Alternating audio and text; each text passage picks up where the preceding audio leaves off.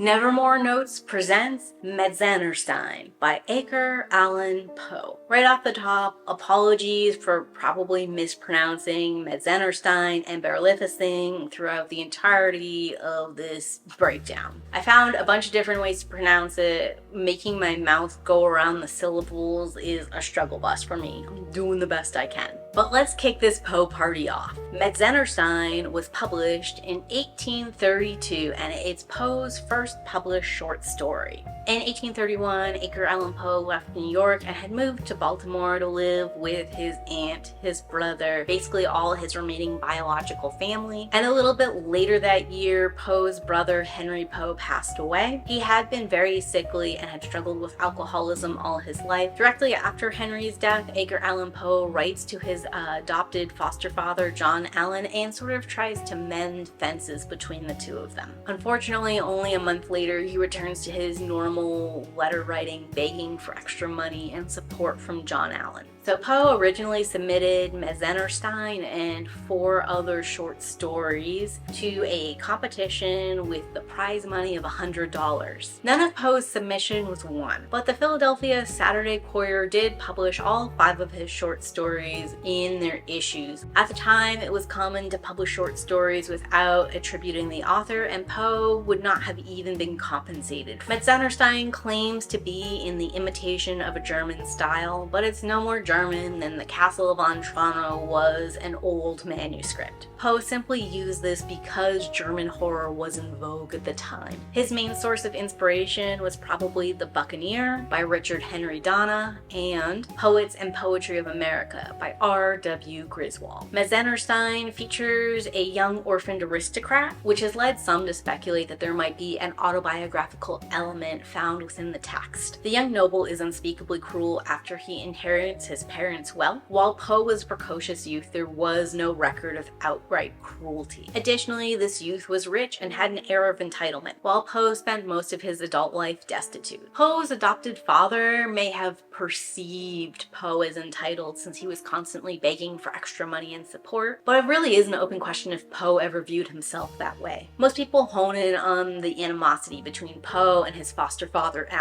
They believe Metzengerstein Castle represents Moldavia, the home of Poe's adopted family, and Poe gets to be the young orphan while John Allan plays the elderly and curmudgeonly Berlificing. Through the story, Poe's character gets to triumph over his father's character, but in doing so, he signs his own downfall. Perhaps Poe was working on his own relationship and complicated reliance on his foster father, and further, the final fire scene in Metzengerstein is reminiscent of the fatal Richmond Theater fire of 1811. Even in this first work, Poe shows great talent. While Metzengerstein lacks sophistication, polish, and the totality of future works, it becomes much of what will become consistent Poe theming. And I think Metzengerstein is a great foundation for The Fall of the House of Usher, The Black Cat, The Telltale Heart, The Mask of the Red Death, and many others. Which moves us right on into the writing style. Poe's style has a strong influence from the Romantic movement. His prose make use of a bygone era to make the events feel more plausible and grounded, isolate the story's events in a remote location, linger in the supernatural, and have many descriptions. The style from the Romantic movement pairs well with Poe's horror and prepares readers to viscerally react to the story, have a graphic image of the surroundings that ensures horror, and remain defenseless against the otherworldly. Look for examples of description, specifically those of the natural world or internal emotions. How these emotions build tension, fear, and connection to the events. The suggestion of the otherworldly, divine, or supernatural. Today, Poe is very well known for his Gothic work, but Metzengerstein is what started it all. In fact, Metzengerstein is so quintessentially Gothic, there's debate about whether the story is meant authentically or if it was meant as a genre parody. Poe wrote Metzengerstein for half banter and half satire, according to his letters, and and several plot points may be read as ironic.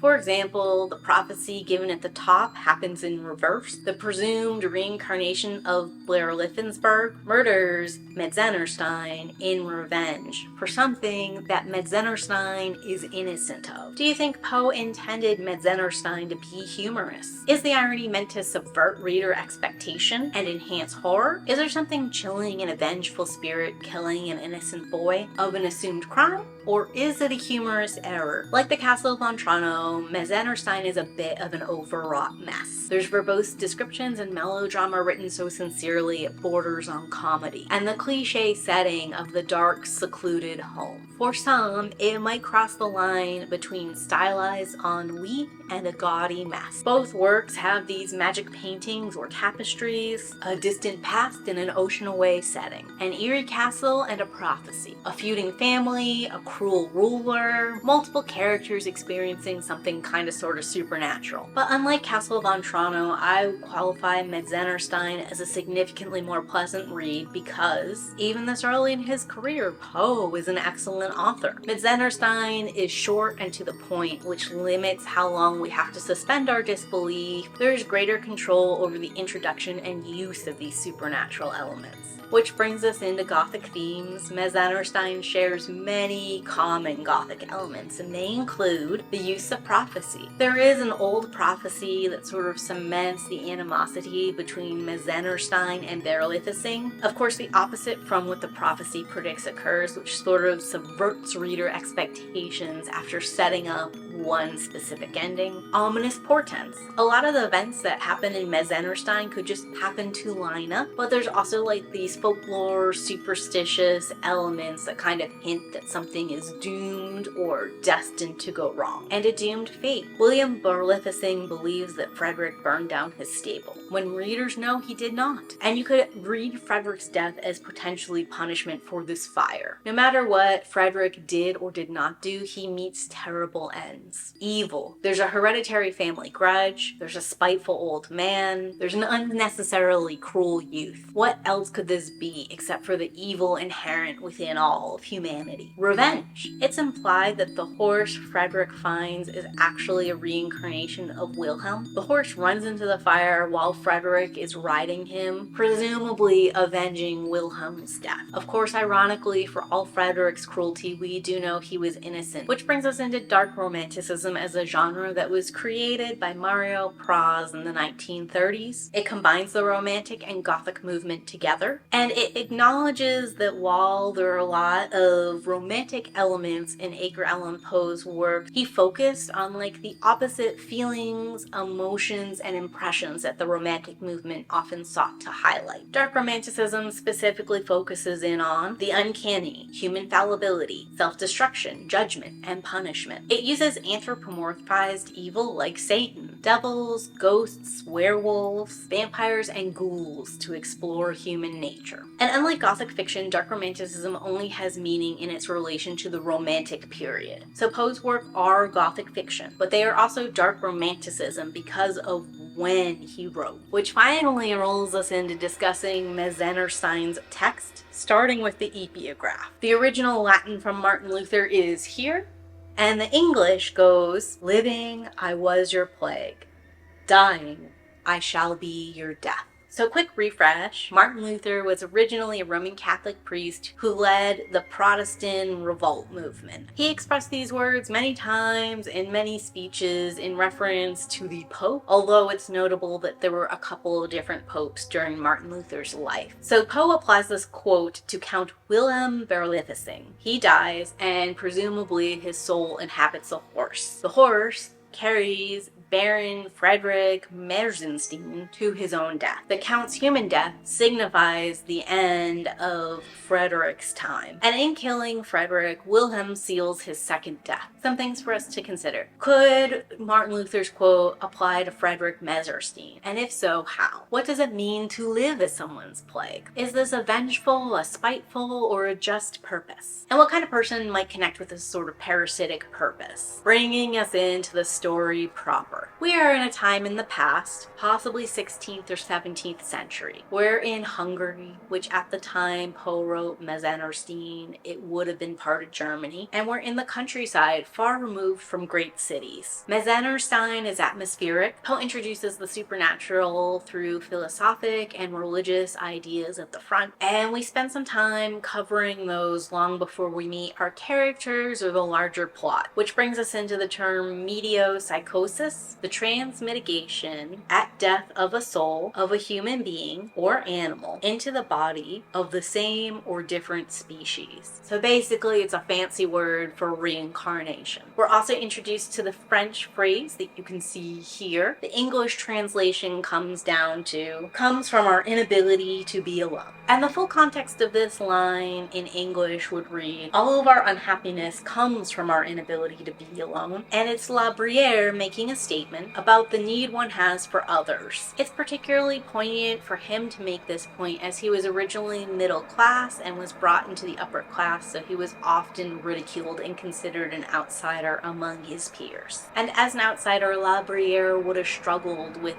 a level of loneliness, and he may have felt like he was constantly being pushed to take a foreign kind of morality lesser than his own internal compass. And Poe does seem to have a lot in common with La Bruyere, as Poe was adopted in a working class family and adopted by a wealthy one. They invested in his etiquette and education. Poe spurned these gifts, dropping out of higher education. And he struggled with feelings of separation and otherness all his life. Poe is twisting the intention of La Bruyere's work here just a little bit. Instead of humanity's unhappiness when left alone, excusing bad behavior, it's humanity's fear of being left alone, explaining their resistance to this belief in reincarnation. So does the belief in the reuse of souls mean there are no gods and humans are alone in their sentience? Does this reincarnation struggle to find popularity because it means souls travel alone and never reunite in the afterlife? Is there another interpretation here to explore that I'm missing? The narrator himself says he can't prove or deny any of the philosophical or religious beliefs he presents. But mentioning such an unusual concept does kind of imply that the story is going to tackle it or utilize it in some way. It's setting the supernatural up a lot like Chekhov's gun for readers. Just mentioning the belief has us primed and looking for where and how we're going to use it. And sidebar, why is there so much French in a supposedly German tale? Poe references both French and Latin authors in a lot of his later works as well as these early ones, but there seems to be significantly more reference here to other famous works and ideas than there are farther down the line. It's possible Poe includes these to prove his own intellect. Perhaps he's leaning on other great works to provide him a sense of authority. Or perhaps he's referencing these works as an appeal to common history. What do you think to all the references to other writers and philosophers in Poe's work? So finally, we're meeting Berlificing and Metzengerstein, and we're learning that there are two families who've been fighting for centuries. The inciting incident might have been this ancient prophecy. A lofty name shall have a fearful fall, when like the rider over his horse, the morality of Metzengerstein shall triumph over the immortality of Berlificing. And right away we acknowledge this prophecy could mean everything or nothing at all. Its origin is unknown, and we don't know if the animosity or this prophecy came first, so not even sure why it's here, really. What's more to the point is these two families share a border. And the Berlificings can see into the Metzengerstein's house, which the Metzengersteins are aware of, and they have intentionally put a bunch of fancy furniture in this part of the house to remind the Berlificings that they have more nobility and history and glory than them. It's also sort of important to note that both the Berlificing and the Metzengersteins believe in the prophecy, whether or not we as readers do, and it's generally recognized that the prophecy means eventually the Metzengersteins are going to win. But what do you think about the prophecy? Is it something made up to sort of justify these two feuding families? Do you think the prophecy happened first, or do you think the animosity happened first? And does any of this even matter with a prophecy so vague? Also, how do you guys feel about front-loading the narrative with so much philosophical and supernatural elements to sort of prime us for things to come? What are your expectations for the end of Metzengerstein? Would familiarity with the time period, the place, or this belief system Wilhelm impact how you read or interpreted these events, but we finally get to meet Wilhelm Berlifitzing. And all you need to know about him is he's old and crusty and grouchy and just loves horses. We also get to meet Frederick Metzengerstein. He is 15 years old or 18 years old, depending on which one of the versions of this story you read. His father and mother both die and leave him in control of the estate. And immediately he becomes cruel and vindictive beyond imagining. I think the loss of Frederick's parents so young, combined with him taking on all this extra responsibility for his estate, are meant to solicit sympathy. Even his vindictive cruelty can sort of be read as a part of the grieving process. However, Frederick's actions are compared to Caligula within the text, which sort of means they go above and beyond what we would find acceptable. So that sort of leaves me wondering, how should we feel about Frederick and the position he's in? Does his age influence your response to him? Do you think Poe's own feelings on Frederick changed over time, which is part of why he edited his age? And what might have impacted his views? The beautiful Lady Mary, how could she die? And of consumption, but it is a path that I have prayed to follow. I would wish all I love to perish of that gentle disease, to depart in the heyday of young blood, the heart of all passion, the imagination all fire, amid remembrances of happier days, and in the fall of the year, so buried in the gorgeous autumnal leaves. Edgar Allan Poe, Metzengerstein. So let's talk a little bit about Poe and his views on consumption. His mother, Eliza Poe, died of consumption while Poe was a child. And Poe, being a child, might have sort of removed him from actually viewing that death and left him with like a kinder, gentler view of it than he may otherwise had. Beyond that, it's quite common in literature of the time to sanitize death and sort of romanticize it as a more peaceful passing. But after Poe's wife Virginia dies, also of consumption, in 1847, Poe removed these lines. And it sort of indicates a change in Poe's views and in romanticizing death as a whole. So 4 days into Metzengerstein's rule, the Berlifitzing stables catch fire. Everyone assumes it's Metzengerstein's doing, but we, the readers, know that at this time, Frederick is cooped up in one of his many rooms staring at a creepy tapestry. He gets so into this tapestry, and specifically a horse that it looks like is standing over a slain Berlifitzing and sort of like mourning / protecting the body. And then like the flash of light from the stables catches his eye, he turns, and when he comes back, the horse is moved to look up at him and is like braying and showing these awful ugly teeth at him. So Frederick naturally flees the room, and the distended lips of the apparently enraged horse left in full view his sepulchre and disgusting teeth. Edgar Allan Poe, Metzengerstein.